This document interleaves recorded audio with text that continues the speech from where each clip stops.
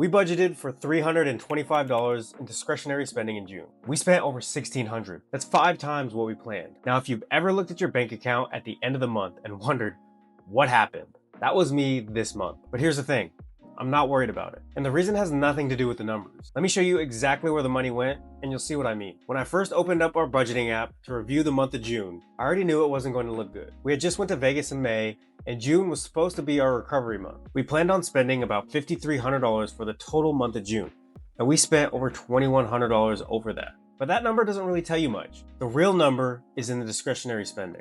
Our budget was $325 and we spent over $1,600. But before I break down where every dollar went, if you're the type of person who wants to see a real life family go through budgeting, investing, and building wealth to one day reach financial freedom, this is the channel for you and you should subscribe. Now, when you see a number like that, you probably assume we went on some kind of crazy shopping spree or made a bunch of impulsive purchases. We didn't. Part of that spending went to enjoying time with family. Family came into town and we ended up going to a water park in Fort Worth. We went out to dinner, spent time together, and created a bunch of memories. That wasn't an impulse purchase. That's a decision we made because family doesn't get to visit every weekend. Now, we didn't throw money around blindly.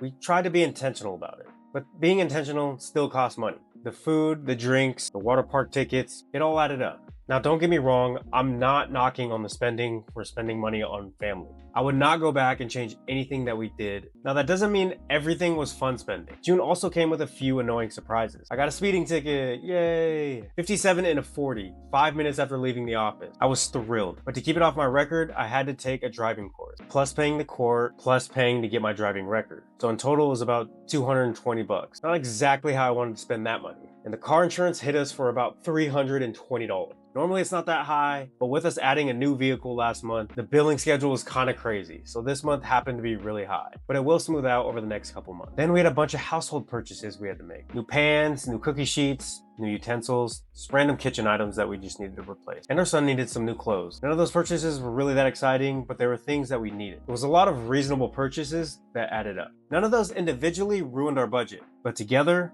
they added up fast. That's one of the biggest things people don't understand about budgeting. It's not the one-time big purchase that ruins everything all the time. It's the 20 small purchases that all look reasonable in the moment. But here's what made this month harder than it needed to be. I let over 20 transactions pile up in our budgeting app before I went through and categorized everything. 20. When you start letting transactions pile up like that, it gets very overwhelming very fast. Because you're not just reviewing your spending, you're also trying to remember what you bought and some idea of why you bought it. And one thing I realized is once I start letting those transactions pile up, it made me not want to look at it at all. The real lesson here, don't let a bunch of transactions pile up.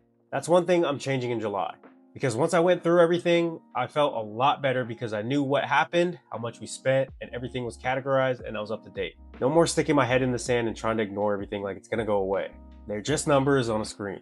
And once I could see them categorized, I could actually evaluate our budget much better. And that's when I realized something changed how I felt about the whole month. Now, before you start thinking I'm just making excuses for overspending, let me be clear about something. If you're drowning in debt or living paycheck to paycheck, this is a completely different conversation. But if you plan for it and you could absorb a more expensive month without creating long-term financial problems, sometimes life is worth spending money on. Our kids won't stay this little forever. And again, family doesn't visit every weekend. I'm not trying to optimize every single dollar at the expense of living our life. The goal isn't to spend as little money as possible. The goal is to spend intentionally. And when I look back at June, most of the spending aligned with the life we're trying to build.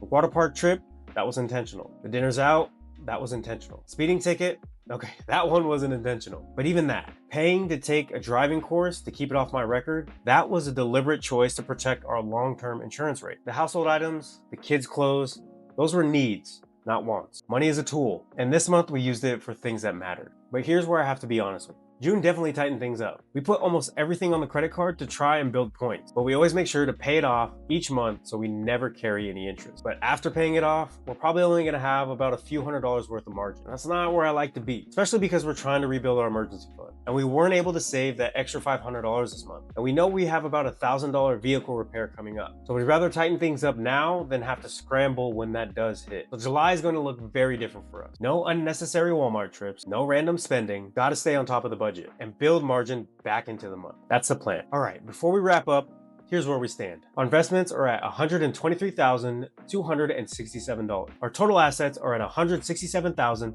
$226. Our liabilities are currently at $10,479. Our cash is sitting at about $14,369. And our total net worth sits at $156,747. Net worth dipped a little bit this month. Some of it was the spending, some of it was just the market. And that's gonna happen. When you're investing consistently, your accounts are gonna move up with the market and down with the market. It is what it is. But the spending, that's the part we can control. And that's exactly why July matters. It's a chance for us to get back on track. Progress isn't a perfect straight line. My wife and I have been budgeting since 2019, and I can tell you every month does not look like a textbook month. Some months we make great progress. Some months, life gets expensive. The important thing is we keep moving forward. Looking back at June, would I spend less money? Honestly, no. We spent more than we planned, but most of it's aligned with the life we're trying to build. And that's a trade-off I'm okay with. We're still in the messy middle of building wealth while raising 2 young kids. We're gonna keep documenting all of it. Good months and the expensive ones. If you wanna follow along, make sure to subscribe. And I'll see you in the next video.